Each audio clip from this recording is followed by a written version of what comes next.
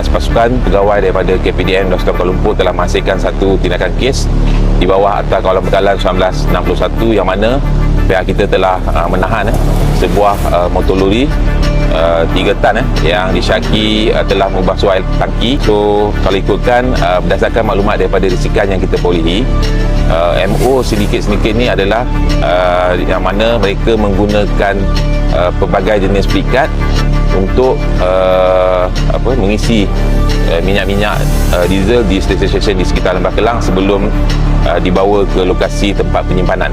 So kes disiasat di bawah Akta Kawalan Bekalan 1961 yang mana jika sabit kesalahan boleh didenda sehingga RM1 juta.